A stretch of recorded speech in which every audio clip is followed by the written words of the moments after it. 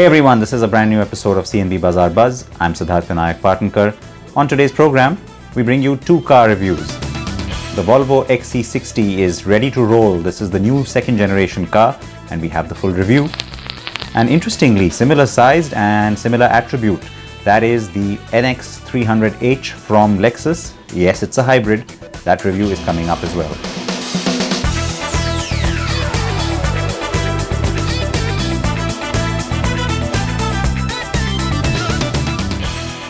And of course, I'll answer all your queries, but we'll start off then with that compact SUV from Volvo. Extremely capable, built on the Spa platform and offering a whole lot in terms of good value because yes, it's also been launched now. Now, Volvo is aiming to pack in a lot and offer just lots in terms of features, but also good drivability. And I think the XC60 is a good sort of representation of that. We brought you the review from Spain a few weeks ago and of course, now it is time to talk about the India spec. Ameya had the chance to drive it. Here's the review.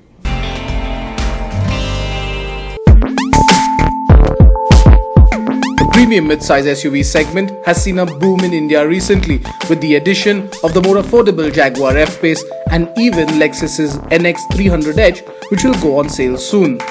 While Audi and BMW are yet to play their cards, Volvo has beat them to it and brings out its newest SUV to India.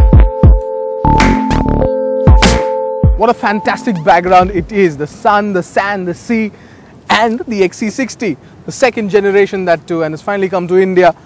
And while some of you might think that it's a compressed version of the XC90, well, it is, frankly, it's the younger sibling and therefore carries a lot of DNA and carries a lot of things down from the XC90. But it has its distinguishing characters. Like the D-pillar rake that you see, it's carried forward from the previous generation. So the looks are completely different. Up front too, though it has Thor's hammers, LEDs right here, you see it getting integrated well into the front grille. And that's a point that needs to be noted. That's a slight detailing that makes a lot of difference. Now up front, even if you see all the chrome around, you know that it belongs to the Inscription variant. And there's only one variant that Volvo is bringing to India. The XC60 is based on the same scalable product architecture platform as the S90 sedan and even the XC90 SUV. The second generation of the SUV is, however, marginally wider, longer and shorter than its predecessor and also carries an aura of sophistication around it. It's what you can call understated elegance. But there's nothing understated about the cabin. The XC60 just knocks you out of the park with its all-black dashboard finished in soft touch plastic. And then there are the unlacquered wood trimmings which look absolutely stunning. All this of course bears resemblance to the cabin of the XC90. Even the buttons and knobs are carried forward from the XC90.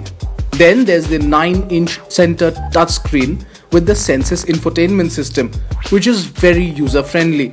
It gets cooled or heated front seats with a massage function, which are in fact a segment first offering. There's heads-up display and a panoramic sunroof too. Even the 15-speaker Bauer & Wilkins sound system is a treat to the ears. Of course, Apple CarPlay and Android Auto are part of the package as well. But we wish the rear seats had more to offer. While most of the features are up front, the rear is a bit featureless. So you do get stuff like automatic climate control and rear AC vents, but that's about it. However, there's good legroom, headroom, and it's a comfortable place to be in. There's also this foldable tray which houses these two cup holders and of course a place where you can keep your mobile phone.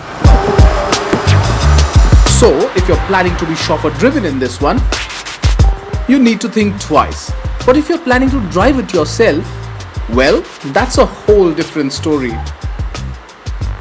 Now, at the start, the Volvo V60 will be available only with the D5 diesel engine. That is a pretty powerful one, that too. 233 brake horsepower on offer, 480 Newton meters of torque. And it's pretty good to drive as well because that 8-speed automatic gearbox actually gives you power at your disposal every single time. So even if you downshift, there's immediate power. The weight of the steering actually changes once you go through the driving modes, which are economy, comfort, and even dynamic. So it's well weighted as well, so it's fun to drive, but there's a bit of roll. There's a hint of roll, and that cannot be avoided at all. Overall though, it's a very nice car to drive. That air suspension on all four corners works well even on bad roads in India, and we don't have anything to complain about, especially with regards to the ride. It's fun to drive. It's pretty up there with the competition as well. It's refined too, and you really have to try to get your head around the fact that it's a diesel engine under there. The NVH levels are so good that there's hardly any engine noise that creeps into the cabin. All-wheel drive is standard too, and power provided to all wheels is seamless. And you have to keep an eye on the instrument cluster, else you'll be breaking a few speed limits if you're not careful. Sadly, we missed out on taking it off-road, and we'd like to know more about how it stacks up to the wilderness with its 223 mm of ground clearance. But that for another day.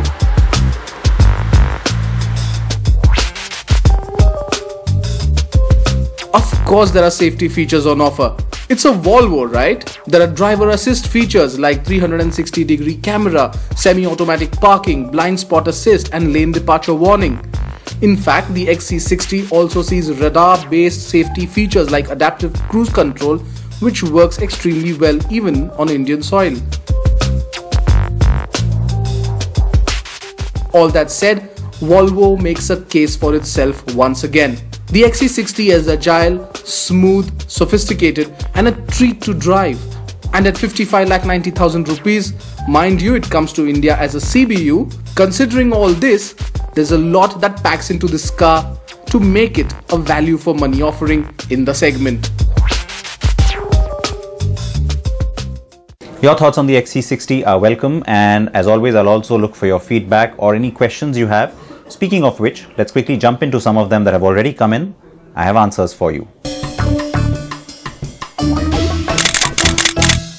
So Chetan has written into us on carandbike.com, wants to purchase a car and can spend 7 lakh rupees.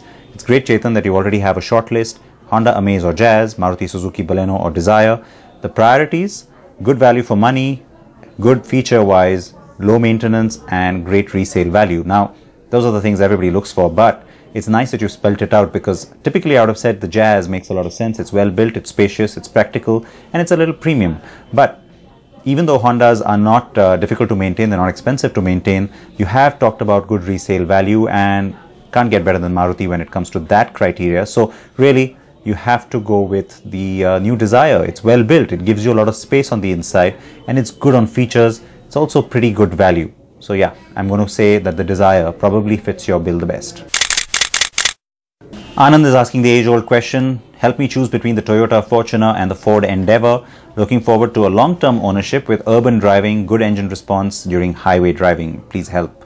Now, we've done this one before, and with the new generation of both the cars having driven in, well, about a year ago now, it is the Fortuner that has suffered in our view, because it doesn't make quite the kind of leap that you've seen with the Endeavour. So between these two cars, hands down, the Endeavour is my recommendation. Ashish Bera is asking on Facebook: I'm confused between the Dominar 400, the Phaser 2.5, the Duke 250. Please suggest what's the best amongst these in terms of engine, durability, and macho looks. Help me choose. Now, I almost feel like I'm back in our jury meet at the awards, because all of these were contenders this year. Having said that, I think given that you're looking for a little bit of attitude to go with that, because you say macho looks, I think the Dominar really just kind of hits most of those boxes really well, because you know, when it comes down to it, the efficiency and the value, as well as decent maintenance costs that Bajaj offers, probably the other two brands can't match up. And so it also gives you more power than those two bikes. The Dominar is a good everyday bike, also a good highway cruiser. Next question from SVRS Rao from Facebook again: kindly advise which car to buy, the Maruti Suzuki S-Cross Zeta or the Maruti Ciaz Alpha. Both are from different segments, but as per mileage and performance, which is better? Now, you know what, here's the thing, they are from different segments, and you need to firstly decide whether you really want a sedan or you're happy with the crossover. I'm going to say go with the crossover in this case, because the S-Cross just rides better, it's more fun to drive to, and it's pretty good in terms of its cabin layout and plastics all round. I don't think you'll be disappointed. It's also more convenient with its hatch. And finally, another question from our site. Sahil has a really interesting dilemma, looking to buy a premium car within the range of 70 to 75 lakh rupees. I'm confused between the Audi TT and the Q7. I'm open to other brands like Mercedes-Benz, JLR and BMW. Which of these will have better resale value after 4 to 5 years?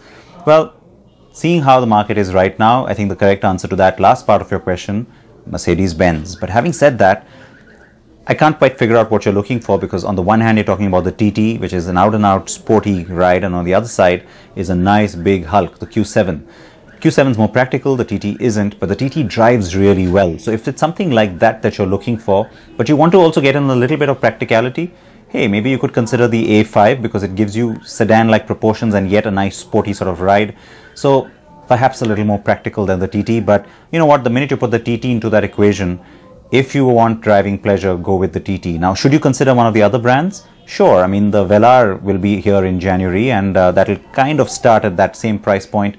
Certainly very sexy and a lot of attitude packed into that one. Really cool on features too. So that could be one consideration. And when it comes to either BMW or Mercedes-Benz, well, the BMW X3, the new generation, also arrives early next year. And it'll be a lot cheaper than what you're talking about, but certainly worth your consideration again. So yeah, lots to choose from, but I keep going back to the TT. So keep those questions coming. I'll take a short break here, but when I come back, we will have the Lexus review for you. Keep watching.